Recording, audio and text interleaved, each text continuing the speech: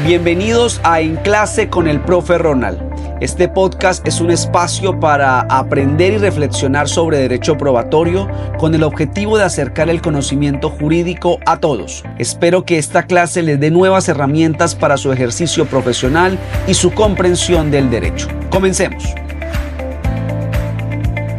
En el último episodio vimos el régimen de exclusión de las pruebas derivadas o reflejas y los tres criterios o excepciones que expresamente contempla el ordenamiento jurídico: el vínculo atenuado, la fuente independiente y el descubrimiento inevitable.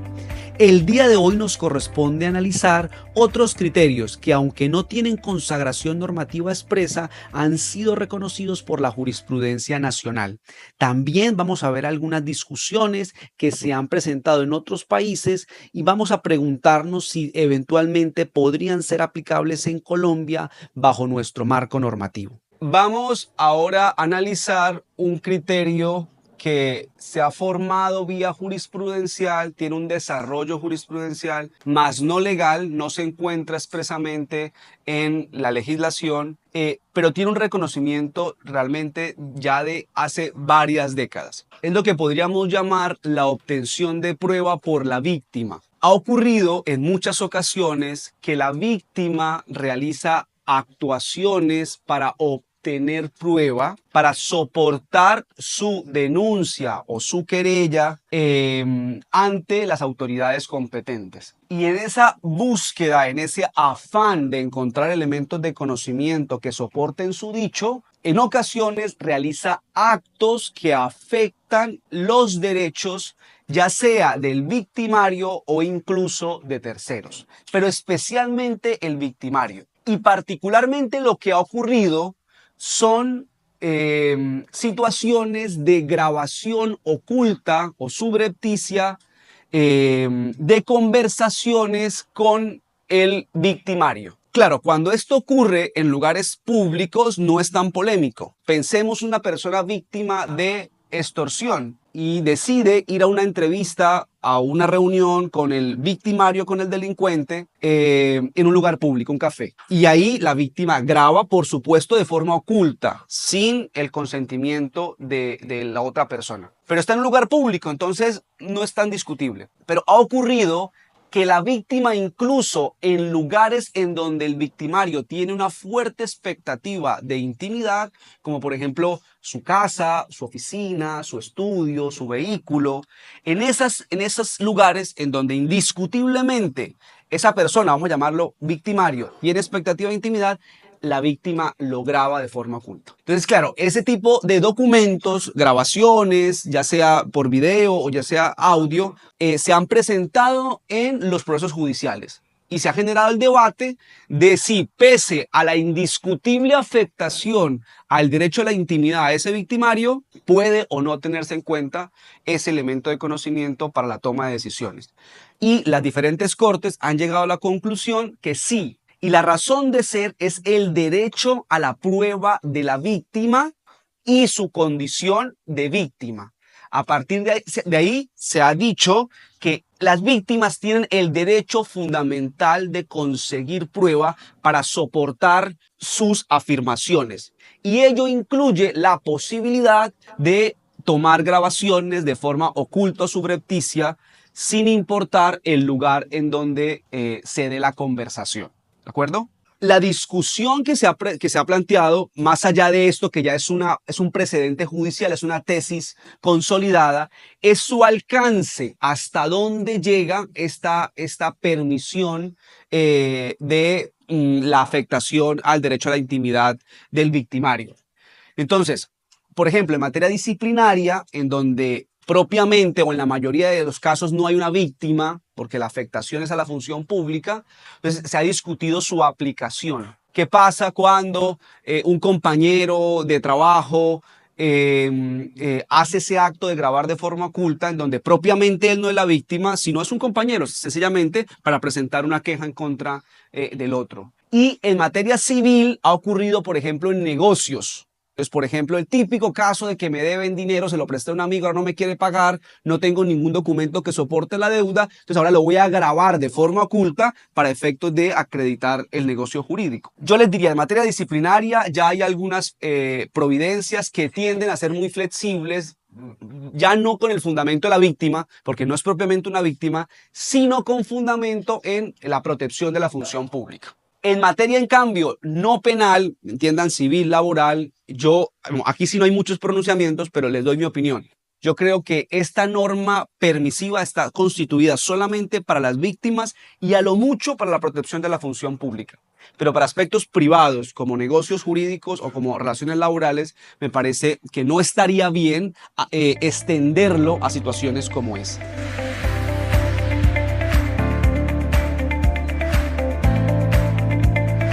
No duden un segundo, si ustedes, familiares o algunos clientes son víctimas de delitos, no duden un segundo que tienen el derecho de forma oculta, subrepticia, grabar las conversaciones con su victimario.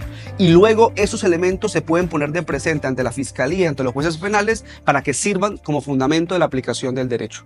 No solamente lo pueden hacer, sino que véanlo como un derecho fundamental que las cortes le han reconocido a la víctima. Hola, profe.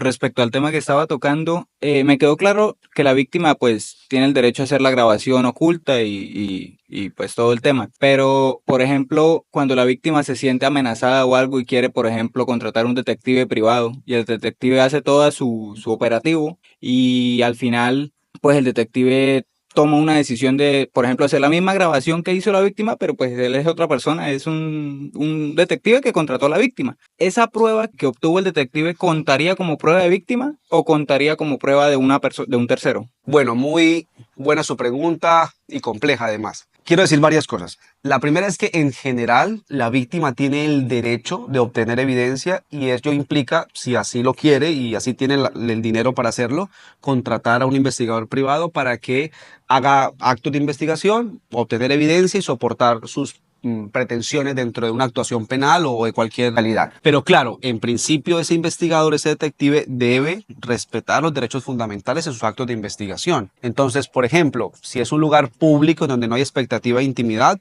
pues podría eventualmente hacer una grabación. Pero el tema es lo polémico, son en lugares privados y sobre todo de manera oculta, sin consentimiento del tercero con el cual se habla, el interlocutor. Yo diría, lo primero que quiero resaltar es que no conozco providencias judiciales en Colombia. No, y usualmente es un tema que estoy muy pendiente porque es un tema de mi agrado, desde que lo he estudiado con mucha profundidad y trato de estar muy actualizado. Digamos, aquí la discusión es el efecto extendido del derecho de la víctima de obtener prueba incluso de forma oculta al victimario. Si es exclusivo, si es algo así como un derecho personalísimo que no se puede ceder, o si en cambio la víctima se lo podría dar al tercero que actúa en su representación. Y lo que está en juego, en últimas, es qué tan laxos vamos a hacer con la víctima, ¿no? Qué tan permisivos vamos a hacer con ese derecho. Yo tiendo siempre, cuando tengo dudas sobre este tipo de casos tan complejos, si tengo una duda, prefiero la protección de los derechos fundamentales. Entonces, esa es una opinión mía como docente, personal. Yo considero que ese derecho, en principio, es de la víctima y en consecuencia no estaría de acuerdo con la extensión, o al menos no en cualquier caso, no en todos los casos, que la víctima se lo pueda ceder a no solamente a un investigador, sino a un familiar, a un amigo, que haga la simulación y grave al victimario. No estaría de acuerdo. Ahora, podría haber casos particulares y en su pregunta usted mismo lo reconoce, cuando la víctima se sienta amenazada, un contexto de violencia particular en el caso en concreto, que habilite a ese acto de ceder el derecho a obtener prueba a un tercero. Pero con mucho cuidado, hay que tener mucha precaución porque entre más permisivos seamos, pues menos estaremos protegiendo la intimidad de ese victimario, pero cualquiera puede estar en esa posición. Recuerden que lo que está en juego es la protección de los derechos de forma abstracta a toda persona que habite este país. y por tal motivo hay que ir con cuidado. Pero bueno, estar pendiente de cómo se desarrolla. Yo creo que en algún momento ese caso va a llegar a una alta corte y seguir muy de cerca el pensamiento de las altas cortes sobre ese problema jurídico. Es que, profe, en el comentario que usted le hacía, pues, frente a la pregunta que hizo mi compañero, a mí, pues, me queda como una pequeña controversia, y es que, un ejemplo, pues, yo soy una víctima afectada directamente por un tema de extorsión, estafa, demás cosas. Pues, mi papá de pronto es una víctima indirecta, pero igual siento que comparar a mi papá, que es víctima directa, pero sigue siendo víctima, compararlo con una persona que yo contrate para hacer labores de investigación, o sea, son dos temas totalmente diferentes. Entonces, no siento que llegue al punto de comparar estas dos personas como una misma. Bien, bueno, sí, muy interesante el comentario. Nuevamente diría que no he observado esa problemática en la jurisprudencia. Sin embargo, vale mucho la pena distinguir o recordar la distinción entre sujeto pasivo y víctima. Yo creo que este derecho no se restringe al sujeto pasivo del delito, que es el titular del bien jurídico afectado, sino que es un derecho pensado a las víctimas. Entiéndase víctima toda persona que sufre un daño con la comisión del delito. Y bajo ese entendido, por ejemplo, en un caso de extorsión, claro, el sujeto pasivo vendría siendo directamente quien recibe la extorsión, pero las víctimas perfectamente es el núcleo familiar, en la medida que hay un patrimonio común. Entonces, bajo ese entendido, yo creo que ahí sí, y ni siquiera por extensión, sino porque son víctimas, el padre de esa mujer que está siendo sometida a actos de extorsión podría hacer esto de obtener prueba a favor de la víctima, a favor del mismo. Insisto, está sufriendo un bien. Estoy de acuerdo con esa aclaración de que el concepto víctima es bajo la comprensión de quien haya recibido un daño y no limitarlo al sujeto pasivo del delito. Otra cosa sería donde específicamente la jurisprudencia dijera, por lo menos, usted nos está mencionando que esos son criterios que no se expresan como tal en la ley, sino que en la jurisprudencia.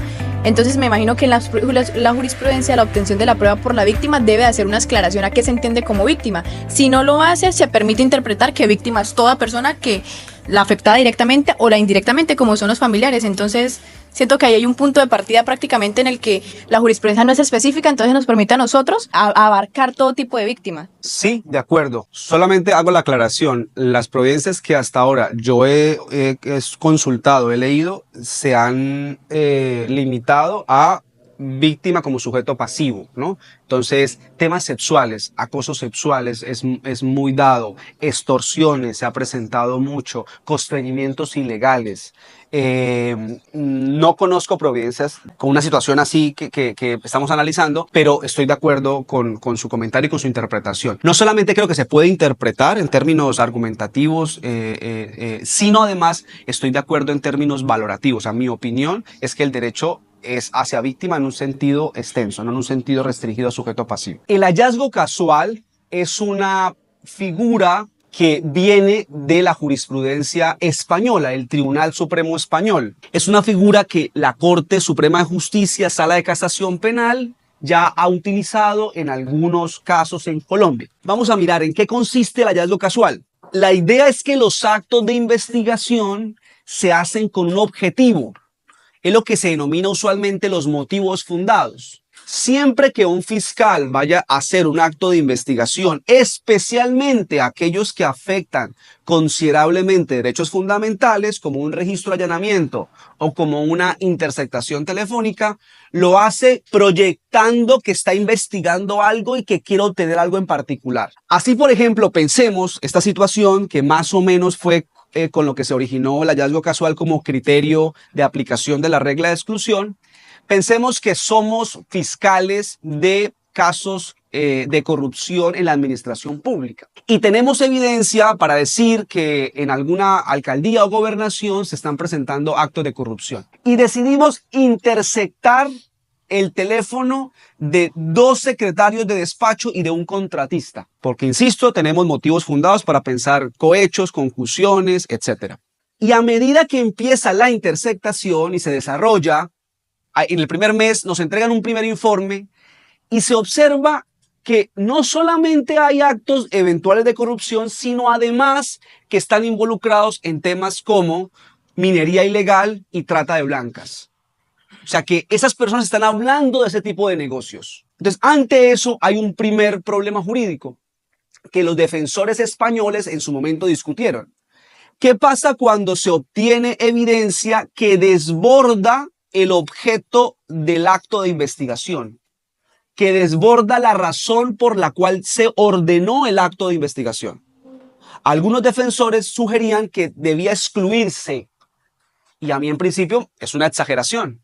Entonces el Tribunal Supremo Español reaccionó y dijo, no por lo lógico, porque el acto de investigación se hizo por motivos fundados, es decir, la invasión, la afectación al derecho fundamental fue correcta, fue legal. Y eso viene siendo algo así como un accidente, un hallazgo casual, una casualidad no esperada, pero lo que la generó es conforme a derecho. Sin embargo, lo que sí dijo el Tribunal Supremo Español es que cuando eso ocurre, el fiscal del caso tiene un deber. Tiene el deber de inmediatamente se entera de que hay evidencia, que hay información sobre la comisión de un delito distinto, tiene que abrir una línea de investigación diferente. En lo que en Colombia sería compulsar copias. Claro, él no puede, si ya le alertaron de esos otros delitos, él no puede continuar y como si no hubiese escuchado nada o como si no le hubiesen dicho nada, porque sería, de alguna manera, ser permisivo ante la afectación de esos derechos por otras razones. Entonces, lo que lo que estableció como un deber del Tribunal Supremo Español es, fiscal, compulse copias y si desean hacer actos de investigación sobre esos otros delitos, pues abra una nueva carpeta y ordene los actos de investigación allá. Eso ha ocurrido ya en Colombia. Ya hay algunos casos en donde la Corte Suprema de Justicia, Sala de Casación Penal, ha echado mano de esta figura para decidir no aplicar la regla de exclusión. La Corte está en mora de exigir el tema de la creación de una línea de investigación diferente o la compulsa de copias. Pero creo que debe ir hacia allá por un tema de lealtad procesal e incluso de orden de las investigaciones. Hola, profe.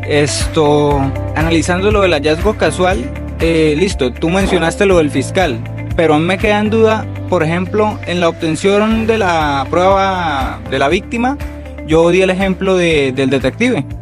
Se quedó más o menos en que no tenemos jurisprudencia o no tenemos una respuesta clara, pero entonces, teniendo en cuenta el hallazgo casual, el detective se podría ir más por el hallazgo casual que por la prueba de la víctima. Creo que no, porque para que el hallazgo casual opere, es necesario que el acto de investigación inicial sea legal, sea correcto. Lo que sucede es que el acto de investigación inicial es correcto, pero se obtiene evidencia, información que desborda la razón o el objeto por el cual se hizo el acto de investigación. Entonces, bajo ese entendido, no se puede equiparar a la discusión del investigador de la víctima, porque en el investigador de la víctima lo que estamos discutiendo es si es legal, si es correcto, conforme a los derechos fundamentales, que el investigador pueda ejercer el derecho a la víctima de obtener prueba, incluso de manera oculta. Entonces, los debates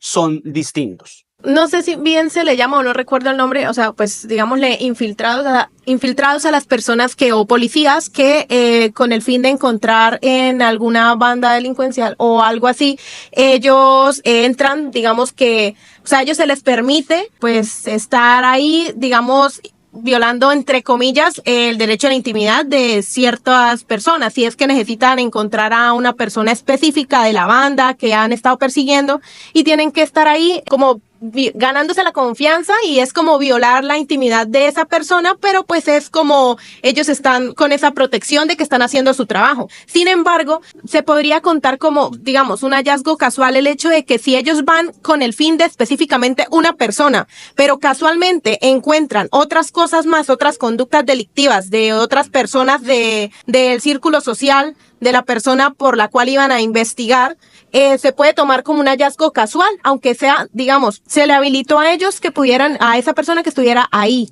pero pues estaría violando también la intimidad de otras personas más, porque casualmente se enteró de más cosas de otras personas. ¿Sería un hallazgo casual o no? Sí, la figura, nuestra legislación colombiana la denomina agentes encubiertos y creo que sí puede ocurrir que en un agente encubierto ordenado correctamente, con la llena de las formalidades, en ocasiones se requiere control previo por parte de un juez de control de garantías. Cuando se va a ingresar a bienes inmuebles, se requiere ese control previo. Cuando no, basta con la orden del fiscal. Pero, insisto, suponiendo que se ordena de forma correcta para investigar Pedro Pérez por el delito de narcotráfico y en el desarrollo, el ejercicio del agente encubierto encuentra información sobre terceros, es un hallazgo casual, claro. Y la idea es que apenas le informe al fiscal de eso contra terceros o incluso delitos diferentes al narcotráfico, pues el fiscal abra líneas de investigación diferentes, autónomas, ahora con base en la información que el agente encubierto le otorga. Pues, profe, estaba pensando que estábamos diciendo que el hallazgo casual tiene que tener un antecedente de un motivo fundado, o sea, la investigación se tiene que hacer en derecho. ¿Qué pasa si en base a esa investigación las personas que la realizan se inducen ellas mismas en error y en base a ese error es que se llega por decirlo así, al hallazgo casual? O sea, si ese error de las personas que realizan esa investigación se seguiría determinando como un hallazgo casual o pasaría a ser... Que quede claro, si el antecedente inmediato, el antecedente investigativo inmediato por el cual se genera el hallazgo casual es ilegal o es ilícito, el hallazgo casual será ilícito, susceptible de exclusión. La única forma para que el hallazgo casual genere que se pueda tener en cuenta esa información es si el antecedente inmediato es legal, se hizo bien. ¿Listo? Pasemos ahora a buena fe. La buena fe es un criterio estadounidense que a mi modo de ver lo que hace es establecer la exigencia de un régimen subjetivo. Recuerden, por ejemplo, el dolo, la culpa, para efectos de la aplicación de la regla de exclusión. De alguna manera lo que está haciendo la buena fe es decir que solamente procedería la exclusión si la persona que hizo el acto antijurídico lo hizo con dolo o con culpa. En negativo, si decimos que la persona lo hizo con un error de tipo o con un error de prohibición o sencillamente bajo una convicción errada, pues entonces por ausencia de régimen subjetivo, por ausencia de dolo o culpa, no procederá la exclusión. Y quiero poner un ejemplo más o menos real que ocurrió en Colombia. Piensen que se libra una orden de registro allanamiento correcta, con buenos motivos fundados, identifica un bien inmueble con una nomenclatura particular.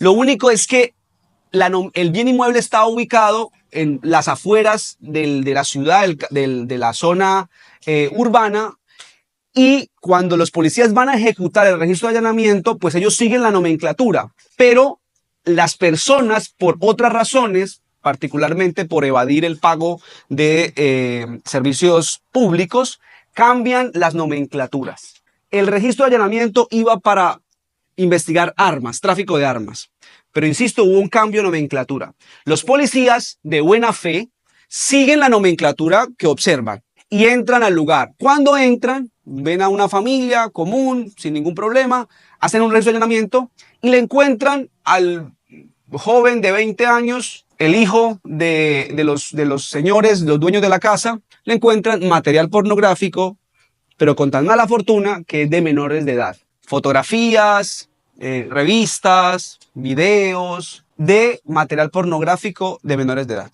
Y como en Colombia el porte de material pornográfico de menor de edad es un delito, es capturado en flagrancia y procesado por un delito que tiene una pena alta, grave. Analicemos el caso. Entonces, hay una orden debidamente emitida, pero hay un error sobre el objeto que se ejecutó la orden. La pregunta es, ¿ese error se lo podemos atribuir a los policías? Pues en principio no. Actuaron en buena fe producto de una situación generada no por ellos, sino por la comunidad. Pero les pregunto, ¿se afectó o no se afectó ilegítimamente el derecho a la intimidad de ese muchacho de 19, 20 años? Claro, no había una orden en contra de su habitación o de su casa en donde vivía. Hubo una afectación ilegítima de su intimidad. Si aplicamos la buena fe, diríamos no se excluye porque los agentes actuaron sin dolo y sin culpa. Si decimos que la buena fe no es aplicable, entonces como objetivamente, sin pensar en el régimen subjetivo, objetivamente hubo una afectación a un derecho fundamental, se debe excluir. En Colombia, las Cortes han mencionado en obiter dicta, en dicho de paso, la buena fe. Pero aún, hasta donde yo he seguido la jurisprudencia, no hay un caso en donde particularmente se haya aplicado la buena fe. Mi opinión es que la buena fe no debería aplicarse en Colombia, en donde la finalidad de la regla de exclusión es la protección de los derechos fundamentales. Y es una protección objetiva, al margen de las razones subjetivas que tuvieron los agentes para generar el acto que afectó el derecho fundamental. Cuarto criterio discutido en la jurisprudencia: titularidad del derecho infringido, o lo que a nivel procesal se suele llamar legitimación, o el famoso standing, utilizando la expresión en Estados Unidos. ¿Qué es lo que se está discutiendo acá? Ojo con esto. ¿Quién se puede beneficiar con los efectos de la regla de exclusión? Solamente el titular del derecho fundamental infringido es quien puede beneficiarse de la exclusión, o en cambio, cualquier persona contra la cual se le presente la prueba en su contra puede alegar la exclusión y beneficiarse con sus efectos. Vamos a poner un ejemplo para que se entienda mejor. Volvamos por lo práctico, vuelvo a un registro de allanamiento. Hacen un registro de allanamiento en la casa de Andrés Pérez y allí se hace conforme a derecho, encuentran mucha evidencia y encuentran evidencia que incrimina a Andrea Cárdenas.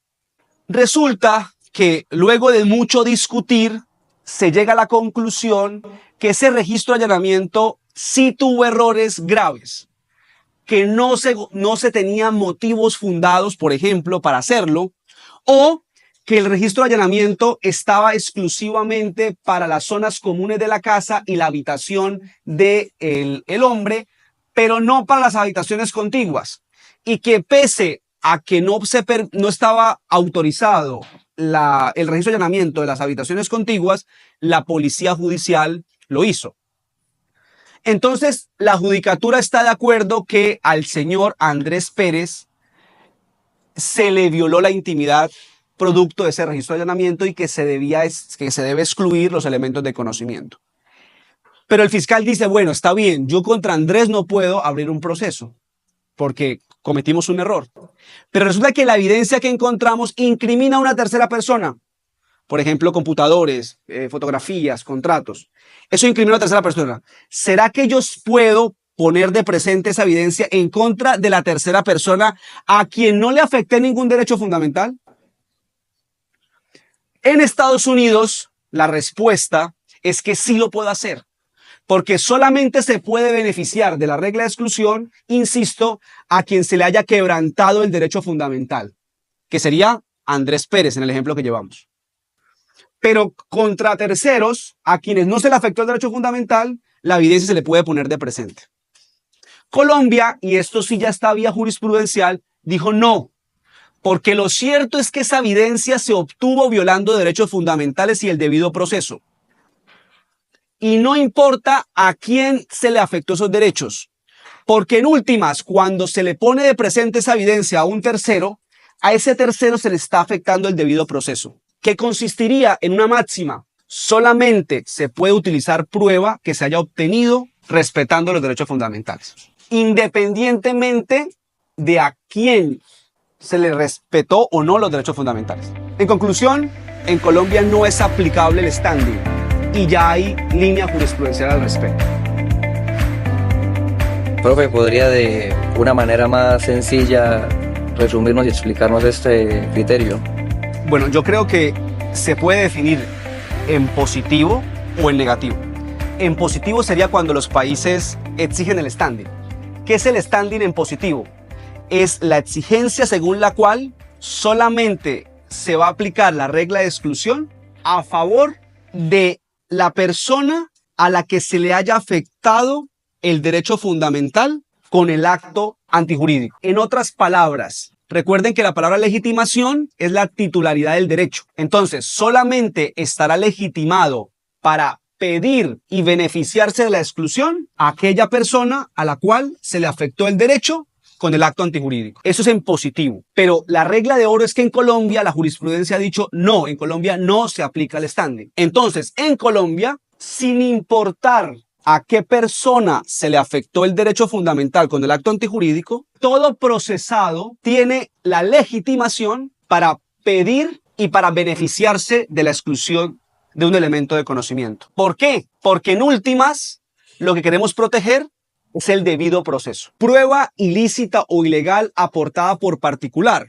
¿Qué pasa cuando tenemos un Batman? Un particular que hace actos propios de la autoridad pública, que hace con sus manos, hace justicia. Y si lo llevamos a probatorio, pues un particular que obtiene prueba, pero el problema es que la obtiene violando derechos fundamentales. En Estados Unidos se dice que en esos casos no aplica la regla de exclusión, porque aquí algo muy importante, la finalidad de la regla de exclusión en Estados Unidos es disuadir a los agentes del Estado de cometer actos que afecten derechos fundamentales.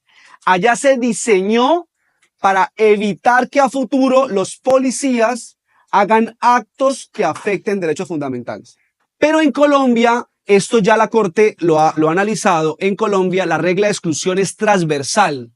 No solamente está para disuadir a los policías, está diseñada, y repito, disculpen la insistencia, pero repito esta idea, la regla de exclusión del artículo 29, cuando dice es nula de pleno derecho la prueba obtenida con violación del debido proceso, está pensada es para proteger derechos fundamentales. Y bajo esa lógica, independientemente de si es un policía o si es un particular el que hace el acto que afecta el derecho fundamental, la exclusión procede, se excluye la evidencia. Profe, o sea que, por ejemplo, en un caso donde, por ejemplo, está una chica, ponle de 20 años, y resulta que su mamá se novia con alguien, o sea, no es su papá, sino sería como el padrastro o simplemente el novio de su mamá. Eventualmente a él lo acusan de tener como videos de pornografía infantil y eso, y digamos que casualmente el señor le prestaba el computador a ella, a la muchacha, para hacer trabajos de la universidad, y eventualmente ella pues se da cuenta que hay videos efectivamente del papá. Ella ya había visto eso, pero no dijo nada. Y cuando se presenta de que casualmente lo acusan, digamos que ella era quien tenía el computador, y digamos que ella, pues, en ese entendido de no saber qué hacer, ella, digamos, dice, bueno, esto no está bien, lo presento, pero digamos que sería, o sea, como tomado como ilegal o no, en el entendido de que ella no es familiar de él, presentar esas pruebas ante pues la fiscalía o quien está acusando al señor, porque no sería familia. O sea, el caso, la situación tiene un problema de si ahí lo que hizo realmente afectó o no un derecho fundamental. Pero lo que quiero para este momento de la clase es decir de forma categórica, al margen de quién haya hecho el acto violatorio de la intimidad, que en este caso sería un particular, incluso de alguna manera un familiar del procesado, familia extendida, pero familiar en todo caso, aunque sea ella, si se evalúa, se llega a la conclusión de que su acto fue contrario a la intimidad de él, es decir, que invadió ilegítimamente la intimidad, la exclusión procede. Porque aunque es un particular, lo cierto es que afectó la intimidad. Y no habría razón en Colombia para decir que no procede. Diferente de Estados Unidos, porque Estados Unidos responderían, dirían, pero es que no es un agente del Estado y la regla de exclusión está pensada para disuadir al agente del Estado. Y como no lo es, no se justifica la aplicación de la regla de exclusión. Dirían en Estados Unidos, compúlsele copias y analice si cometió o no un delito, pero la prueba se mantiene. ¿Qué ocurre si la prueba que vamos a excluir, sea ilícita o ilegal, da igual, sirve para soportar, para fundamentar una sentencia absolutoria? Sirve para demostrar la teoría del caso de la defensa, una hipótesis compatible con la inocencia del procesado. En principio, podríamos decir que esta pregunta es irrelevante. Si la prueba se obtuvo con violación de los derechos fundamentales, entonces la consecuencia deberá ser la exclusión.